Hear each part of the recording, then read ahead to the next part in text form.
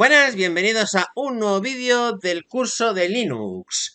En esta ocasión vamos a continuar con más comandos todavía. Ya os lo dije, esto iba a ser comandos. Así que bueno, vamos a ver unos cuantos comandos más que pueden llegar a ser útiles. Bueno, el primero de los comandos que voy a explicar hoy es un comando que, bueno, a priori puede parecer no muy importante, pero cuando si al final acabáis ejecutando algunos programas, de hecho, esto es interesante más cuando lanzáis programas propiamente dichos. Un programa de Python, un programa de Python, o queréis lanzar, o queréis analizar el tiempo de arranque de un servidor, o de un shell script, etcétera. Hay un comando muy interesante, y es el comando time. El comando time lo que nos permite es devolvernos una tripleta de tiempos diciéndonos cuánto tiempo ha tardado en ejecutar dicho comando. Y ahora explicaré en qué consiste cada una de los valores de esa tripleta, porque es interesante saber cómo funciona. Por poner un ejemplo, pues vamos a decir, ahora mismo no tenemos creado ningún shell script ni nada, pero vamos a decir el tiempo de crear una carpeta así. Y vemos que prácticamente el tiempo es ridículo. Entonces, ¿en qué consiste esto? Esto consiste en lo siguiente. Esta tripleta de permisos. De permisos, perdón. De tiempos. La primera consiste. Son 0 minutos 0,002 segundos. Que puede haber confusión. Esto normalmente, esta parte de aquí son segundos y esta parte de aquí son minutos. Indica que ha tardado 2 milésimas. Sí, creo que son 2 milésimas. 2 milésimas en el tiempo total. El tiempo real tiene que ser el mayor tiempo. No puede ser, el resto no puede no puede ser superior a este tiempo. Ni la suma de estos dos puede ser superior a esta. El tiempo real significa desde el momento que se ha lanzado el comando hasta el momento que se ha finalizado el mismo. Punto. No hay más. No hay más tiempo ahí. O sea, es el tiempo total. No puede durar más de ese tiempo. Entonces, en este caso ha dicho que ejecutar este comando ha tardado 2 micros. De hecho, podemos probar otro comando. Podemos probar un comando ps. Y vemos que un comando ps sí ha tardado un poquito más en ejecutarse. Ha tardado 7 milésimas. Aunque bueno, ps se utiliza normalmente para buscar procesos de cierto tipo. De hecho, ¿no aceptará? No, vale. Es que JPS es un comando para averiguar qué aplicaciones de Java se están ejecutando, pero aquí no tenemos ninguna. Pero bueno, quería probarlo. Entonces, pero fijaros bien los tiempos. Ha tardado, de hecho, ha sido un buen comando. Está un buen comando porque esto ha subido un poquito. Está tardado 9 centésimas en ejecutarse. Ha tardado 9 centésimas. Y luego hay dos tiempos más. El tiempo de usuario es el tiempo es el tiempo en el cual se ha estado ejecutando código que no sea a nivel de máquina. Y esto, a ver, esto es un poquito difícil de explicar, pero bueno, voy a intentar. El código del programa, lo que hace es ejecuta una serie de instrucciones y llega un momento que llega una instrucción cuya ejecución, digamos que hay que delegar a si vemos si vemos el cómo se lanzó una instrucción desde el usuario hasta nivel de máquina, nosotros hemos cogido y hemos lanzado el comando a la terminal. La terminal ejecuta el programa, ahí baja un nivel. Y luego, está ejecutándose el programa. Cuando llega algo que requiere, por ejemplo, una entrada-salida de algún tipo de dispositivo, o por ejemplo, analizar el disco duro o analizar la RAM, eso lo que hace es hace lo que se denomina una interrupción del sistema. Y esta interrupción del sistema fuerza que se ejecute un cierto código que ya es a nivel de hardware para analizarlo. Entonces, en este caso, nos está diciendo de que de esos 93 ha estado ejecutándose casi 7 centésimas el código que está conformado JPS, y luego 8 milésimas ha sido tiempo que se ha ejecutado en interrupción de máquina. Y alguno me preguntará, ¿y las 16 centésimas que faltan? No os preocupéis, nos han perdido las 16 centésimas que faltan. Es por un mecanismo que tienen las CPUs que consiste en lo siguiente. Normalmente no se ejecuta un programa, tú no lo lanzas y se ejecuta de cabo a rabo sin finalizar. Nosotros tenemos varios procesos a la vez en la máquina. Pues tenemos la terminal, o sea, por ejemplo, ahora mismo tenemos la terminal, lo que hemos lanzado, podemos tener este programita de archivos abiertos, es decir, la interfaz gráfica tenemos abierta. Nosotros ahora podríamos coger y abrir un Eclipse. El Eclipse de Linux lo podríamos tener abierto, eso sería otro proceso. Podemos tener varias aplicaciones corriendo a la vez, podemos tener el navegador abierto. Eso es una serie de procesos. Y bueno, la cuestión es que, claro, ¿qué pasa si tú pones toda la CPU a un proceso? Siempre. Es decir, hasta que no lo finalice, le pongo le pongo todo lo que es el proceso a la... O sea, todo lo que es el proceso a la CPU hasta que lo termine. ¿Qué pasa si viene otro programa y lo necesita? Por algún motivo. No lo puede ejecutar. Y si es un programa largo que necesite mucho tiempo de ejecución, ¿qué haces? ¿Vas a dejarlo desatendido el proceso tantísimo tiempo? No. Eso lo que implicaría es que el ordenador te fuera incluso más lento, porque dirías, he lanzado un comando y a lo mejor si está ejecutándose algo prioritariamente, a ti no te dan prioridad y mientras se ejecuta lo otro, tú estás esperando ahí que termine. No. Y además, eso haría que el ordenador prácticamente se apagara instantáneamente, porque no podría al final llegaría un momento que no se podría gestionar. Lo que hacen casi todos los sistemas operativos, y a nivel de... o más bien a nivel de hardware, esto es más bien a nivel de hardware, es... Tengo una serie de procesos. N procesos. Y yo cojo y periódicamente les voy dando prioridad. A algunos les voy a dar más prioridad y a otros les voy a dar menos prioridad. En Windows sí que podéis ver esto, en Linux también se puede ver, pero esto sale de la barca del curso. Tenemos varias prioridades. Y entonces, la CPU la tenemos libre y la metemos X ciclos o X milésimas o como lo queráis medir. Normalmente se mide por ciclos. La metemos X ciclos. Se ejecuta X ciclos. Termina la ejecución.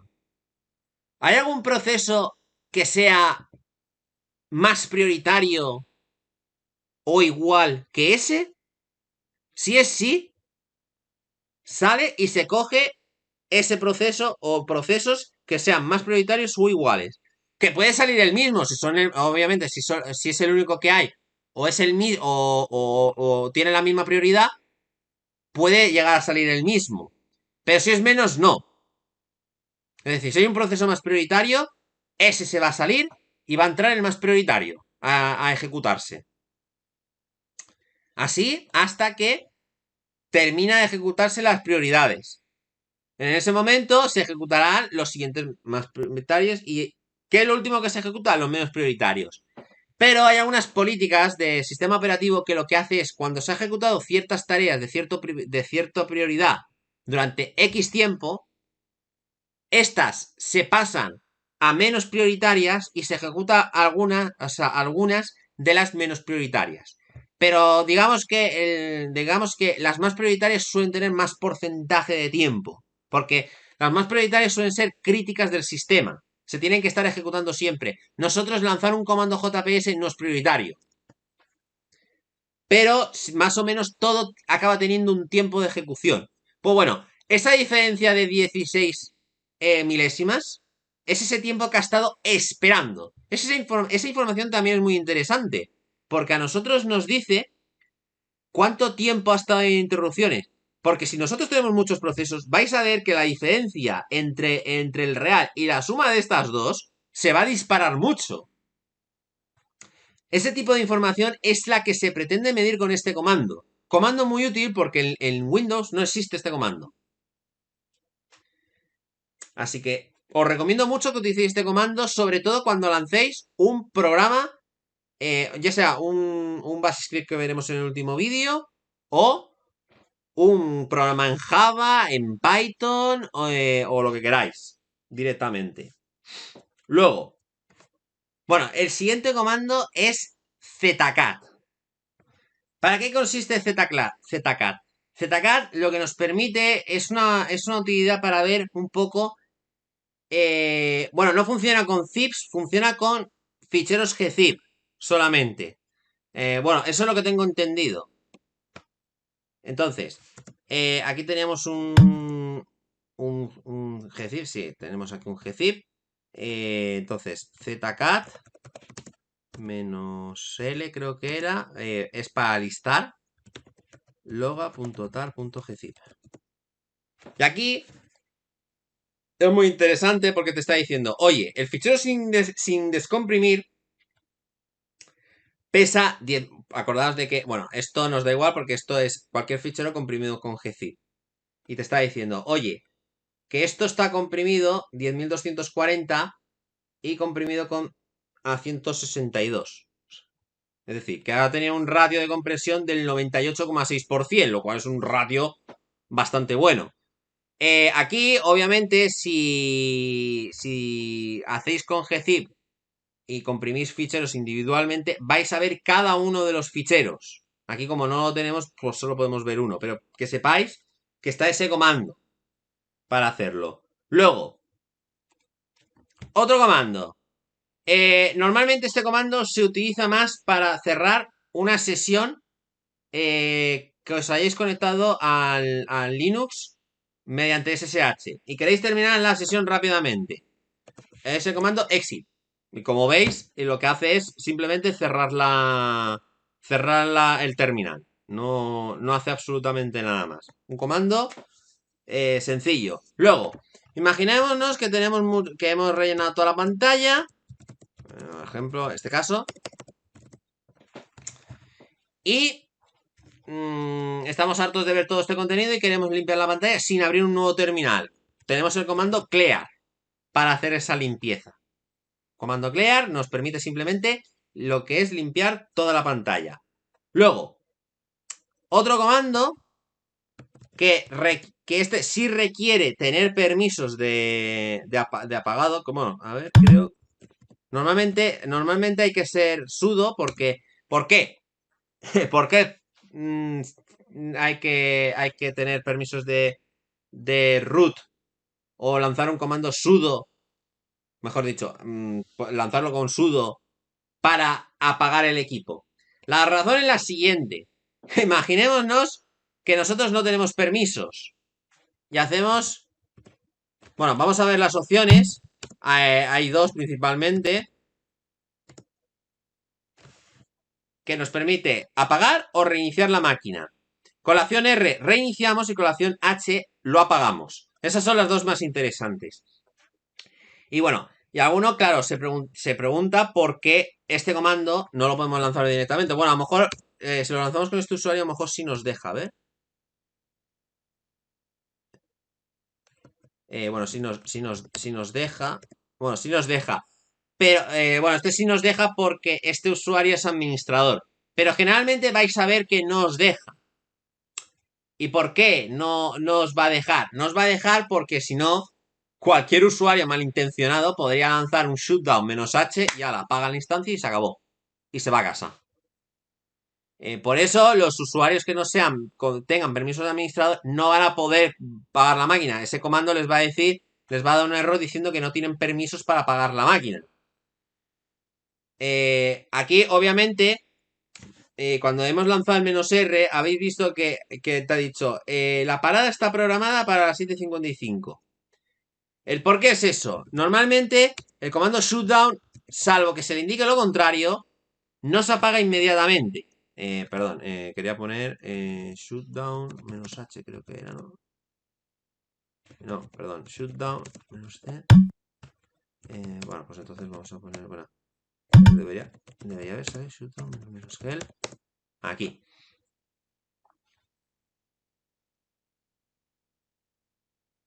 Entonces,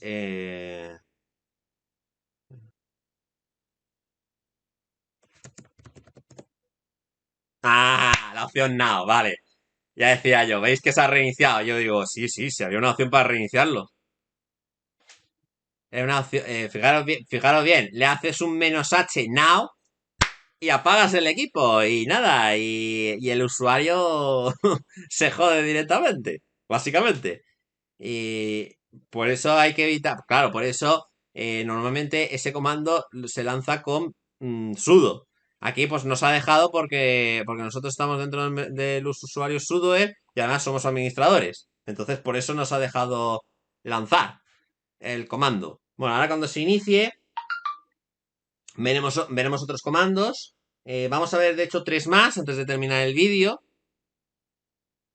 Y todavía quedan comandos. La lista es tremenda, la lista de comandos. A ver si se inicia. Entonces, abrimos el terminal. Y bueno, siguiente comando. También muy útil cuando nos conectamos en SSH y vemos que la máquina va lentilla. ¿Cómo podemos saber cuánto tiempo lleva la máquina iniciada o la instancia iniciada?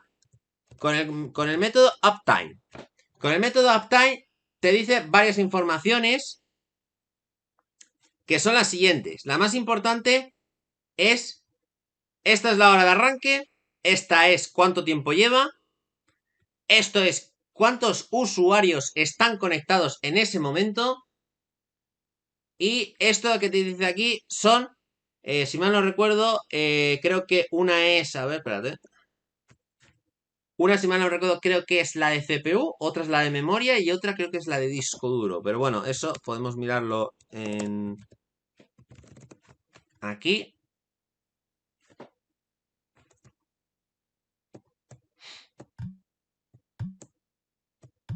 A ver, te lo dice.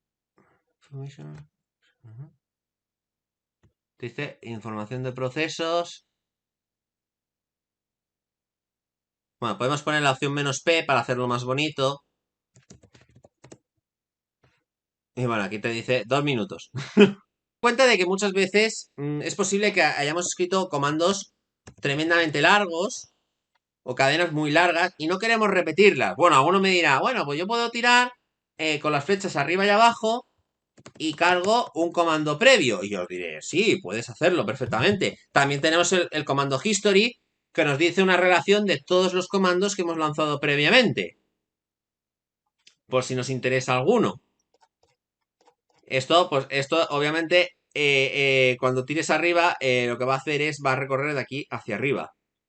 Pero claro, esto es incómodo. ¿Cómo podemos hacer, por ejemplo, vamos a hacerlo gracioso? Queremos hacer un shutdown rapidísimo. ¿Cómo podemos hacer ese shutdown rapidísimo? Pues creando un alias. Y para eso sirve el comando alias. En este caso le voy a decir alias, le voy a poner la letra M por poner un nombre, aunque puede ser rápido, un comando rapidísimo. Normalmente queremos que sea rápido, una letra. Y aquí, pues vamos a decirle que queremos un shutdown menos, perdón, menos R now. Le damos, tenemos el comando y ahora M. Y ya se reinicia de nuevo el equipo. Algo, un comando muy útil. ¿Cuál es el problema? El problema está que esto, si mal no recuerdo, creo que no se queda guardado. Creo que solo se queda guardado a nivel de terminal. Es decir, creo que la siguiente vez que se ejecuta, creo que deja de ir. Entonces, ahora lo vamos a probar un momento. Bueno, de hecho hay una manera de probarlo. Hay una manera de probarlo sin que se reinicie. Vamos a esperar a que se reinicie. Porque pasa de que se vuelva a reiniciar de nuevo. Bueno, de hecho, lo podemos probar con... Vamos a hacer un alias de otro comando. Bueno, no, pero no queremos crear un alias. Os voy a explicar el siguiente comando, que es deshacer ese alias. Y la palabra es un alias. Entonces, tenemos que se espere. Ahora volvemos a cargar el terminal. Perdón, esto no es. Entonces, un alias M. Y te dice que M no lo encuentra. ¿Por qué? Porque esto dura... De hecho, vamos a volver a repetir la prueba. Alias M. Y ahora, bueno, ahora para no complicarlo vamos a hacer que sea un ls-la. ¿Veis que funciona la M? Y ahora voy a cerrar y voy a volver a abrir. ¿Veis que la orden no está encontrada? Esto solo dura en el momento que dura el terminal. Si lo que queréis es guardarlo, hay que editar un cierto fichero que ahora mismo no recuerdo cuál es. ¿Qué hace mucha gente? Mucha gente lo que hace es, en los shell scripts se utiliza alguna abreviatura rápida que quiera poner en su script. El primer comando que pone es un alias. Un alias y lo que sea. Y así lo hace más rápido. Cuando se ejecute, se crea el alias directamente. Pues bueno, ¿cuánto llevamos de vídeo? Bueno, 24 minutos, está bien. Los vídeos de Linux quiero que sean más o menos cortitos, no quiero que sean muy largos. Así que nada, lo vamos a dejar aquí por hoy. No os olvidéis de suscribiros y de darle a la campanita de notificaciones. Nos vemos, hasta luego.